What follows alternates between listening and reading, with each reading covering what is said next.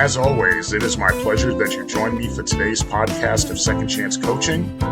My name is Dr. Richard Lewis. If you'd be so kind as to leave me a rating and your feedback, I would very much appreciate it, and it will help others like you to optimally discover this podcast wherever you listen to this and your other favorite podcast.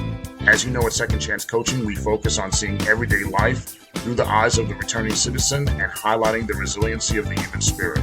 I would love to work with you one-on-one, whether you're a returning citizen or coaching clients seeking your second chance, or you're a representative of a business, college, or university seeking to integrate and support returning citizens in your respective organizational and learning environments. Please feel free to contact me via email at richard@secondchancecoaching.com or via Instagram at @the_Dr.RichardLewis.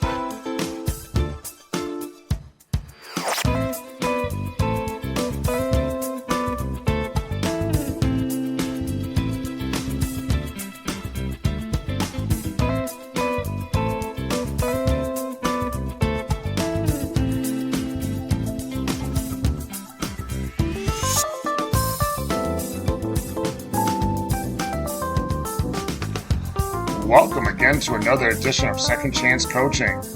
As always, it is my pleasure to join you on another week of your reentry journey from whichever corner of the world you're listening from. We always remain humbled and excited that you've decided to spend part of your week with us. We are in the month of April, which means we are celebrating Second Chance Month in the United States. Since 2017, Second Chance Month has been observed in the United States of America to raise awareness of the collateral consequences of a criminal conviction while unlocking second chance opportunities for people who've completed their sentences and have now become contributing citizens. Second Chance Month is a busy month for us here at Second Chance Coaching, and certainly for a lot of my colleagues in the criminal justice reform space, as there are numerous programs, events, and celebrations that are designed to commemorate the meaning of the month and bring further awareness to the month and the incentives that the month brings for us, or the initiatives, incentives, all that stuff that the month brings for us. For me, I always get excited during Second Chance Month, as it's an opportunity to highlight the work that is done across the space during the entire year. I'll say one of the obvious things that one could do to support Second Chance Month is to go out and find an organization that you're a fan of that does work in the criminal justice reform space, and give a small donation to them in the name of a loved one who's incarcerated, or in memory of a loved one. There are numerous outstanding organizations and causes all over the country that you could give to. I know your contribution, when they receive it, will certainly be well utilized. In past episodes of the podcast, we've spoken to organizations such as Pioneer Human Services in the state of Washington. We've spoken to the Prison Journalism Project. Those two are just to name a few that could certainly use your donation. You could also donate to the organization that my daughter works for, Daughters Beyond Incarceration in New Orleans. You could also donate to the Fortune Society where I used to work, the Florida Rights Restoration Coalition, Chainless Change. My friend Shannon Ross in Milwaukee, Wisconsin, is the executive director of the Community, wonderful organization to support. You could also donate to the Nnamdi Richard Lewis Memorial Scholarship. The scholarship that I started, it provides tuition assistance for students here at the college I work at with at least one incarcerated parent to get some sort of tuition assistance. So it really does make a difference. Or you could even donate right here to Second Chance Coaching. You know, all these things that I'm saying is just really scratching the surface, as there are so many worthwhile organizations and causes that are doing great work in this space across the country. But as my friend Glenn Martin always says, those closest to the problem are the ones furthest away from the resources. Think about that. Glenn said, those closest to the problem are the ones furthest away from the resources. These organizations need your support in so many forms. So there's really no shame to say that they need your support, and they need your belief in them to be backed up by your dollars, so they can continue doing the great work that they're doing all across the country. Well, before we get into this week's topic, I wanted to give some quick shout outs regarding our listenership statistics.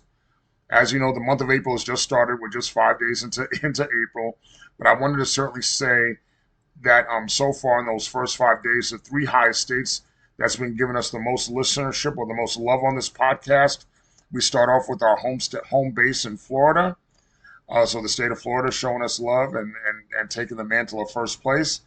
The state of Illinois comes in second, and in third, the state of Pennsylvania. So I thank you as always. As it pertains to our international listenership, like I said, the month of April has just started. So right now we only have two countries who are showing us love. We haven't had a third country show us love yet in these first 5 days. But those two countries are the United Kingdom and Germany. I thank you. Thank you also to our brothers and sisters in the UK and Germany. And thank you to all our international brothers and sisters for your continued love and support of the podcast. Now, back to our discussion for this week. You know, we're premiering on Friday for the second straight week because of the work we did starting out with Second Chance Month. I just felt that it was better to share these experiences and come out on a Friday. So this past Monday, I worked with another friend of mine from high school. So this is now two high school friends in 2 weeks. I worked with another friend of mine from high school, and we reunited a few years ago on social media, and he lives in South Florida like I do. He's a retired police detective, and he's currently working for the U.S. Department of Homeland Security. In this role, he and I are also both adjunct instructors at Florida International University, and in these adjunct teaching roles, we went to the Everglades Correctional Institution in South Miami to do work with the Dr. Regina Shern Corrections Transition Program and speak to their group, which is called Men Going Home. To my understanding, the men in this group have all done a minimum of 25 years incarcerated, and now they're preparing, I think, for up to the next 2 years. It could be sooner than that, depending on their progress. They're doing 2 years of this program, or up to 2 years of this program, in order to prepare to return home, and doing that extensive preparation for their reentry journey, which really starts as participants in this program. The component of the program that my high school friend and I served were the roles of community speakers. In that role, we came into the institution, and we met with the men for 2 hours. And what I witnessed, the most successful component of reentry that I saw within the walls of that educational center, is that the men would refer to themselves and each other as a positive adjective. And that adjective had to start with the letter that started with the same letter of your first name. So I was called by them Righteous Richard, which of course I was thrilled and honored to be called that by them. The reentry journey, as I indicated to them, and what they said to me as well, the reentry journey starts with how you see yourself, how one sees themselves.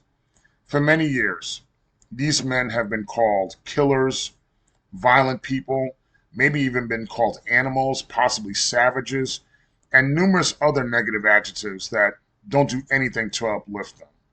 Now, they are choosing to empower themselves and choose an adjective that is positive and uplifting to themselves, and as a way to start their new lives, on the right track. And the best start to do that is how you label yourself, how you see yourself. The program participants, openly shared with myself and my high school friend that all of them had been incarcerated for at least 25 years, and a lot of them were incarcerated for violent crimes, such as murder, robbery, things of that nature. I didn't feel unsafe being in the room with them, but I naturally thought about Nnamdi. As you know, I've openly shared that Nnamdi was murdered. And I thought about how the families that were victimized by the men in that room, how they must feel about the men optimizing or getting their second chance. At that moment, I thought about how would I feel if Nnamdi's killer or killers were in that room with me. If this killer or killers were ever caught and I was in the room with them, it's difficult. I mean, I probably wouldn't stop them from getting their second chance, because I would want them to heal and do better. And if they were to go home, I wouldn't want them to feel like they could kill someone else, if that would be the route to go. But likely, it wouldn't be me facilitating that dynamic for them. I just don't think I would have it in me to be able to try to rehabilitate someone that took my son's life. But I'd be too close to the situation. But as I indicated, we were with the program participants for about 2 hours, and my high school friend and I spoke about our journeys, and I could see that our journeys really, really impacted them. Myself being a returning citizen and my high school friend being a retired detective, after we spoke to them through introducing ourselves and giving a brief biography of ourselves, we were asked a lot of questions, a ton of questions about life, our perspectives on different things, reentry as a whole, how to deal with police interactions, what they should look for in the world when they come home, the value of education, looking for work and housing, healthcare, therapy, so many different subjects. I'll also say that besides the positive affirming adjectives, I loved that the Men Going Home program had a powerful faith-based component, as God was frequently discussed in the room. And we started the session in prayer, and we ended the session in prayer. I enjoyed myself so much that I asked our student liaison that was with us if she could give my contact information to Dr. Shern so I could be a regular part of this program, either as a community speaker or any role that they would see fit. It was such an impact on me. Now, going forward, this past Wednesday, I went to our college's central campus to meet with the ENC 1102. That'd be Composition and Rhetoric Part 2 class that one of my colleagues was teaching. And he has a big interest in reentry and the criminal justice reform space, as he was a prison minister. He was involved in prison ministry. And right now he utilizes a lot of his classes that he teaches English to give them plenty of research topics on reentry and other passion projects that they would have. And he also to do work on them, to do research, to do practical research. And he also leverages podcasts, including mine, to expand their minds and research skills. As he indicated to me, so many of his students have never had the opportunity to speak to people in the reentry movement, so he said it would be a treat for them. Now, as a professor, I was skeptical as to what a student would consider to be a treat. Sometimes students are very disinterested, and other times they're just the opposite. They're thoroughly excited. But as with most classes, I walked into this class and I got the mixture of both.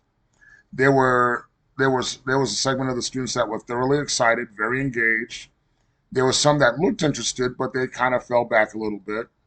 And then there were others who just looked like they were being forced to sit in that classroom.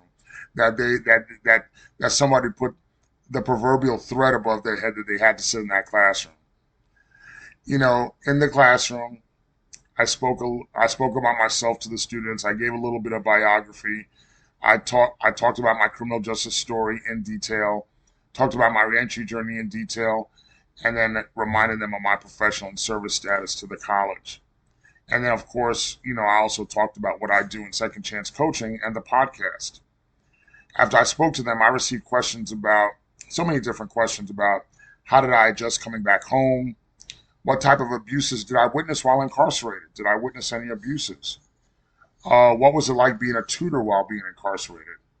And what were some of my everyday challenges when I returned home?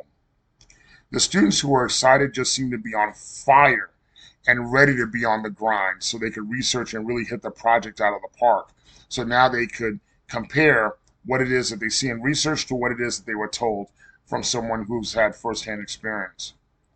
I certainly invited them to stay in touch with me in case they needed more help on this research project, and of course invited them to listen to the podcast.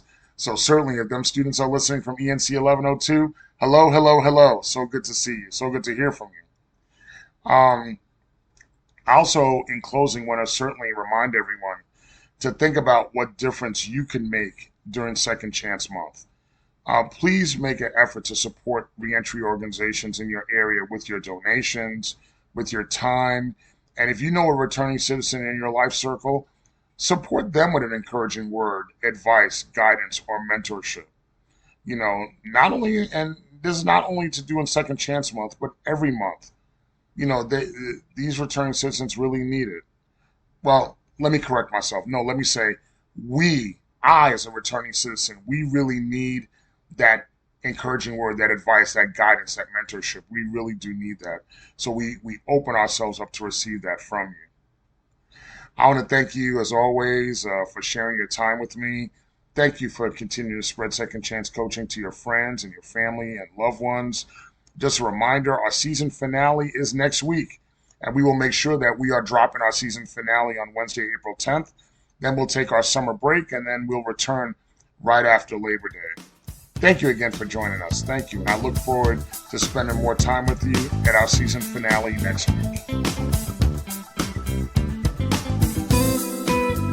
Thank you again for joining us here at Second Chance Coaching.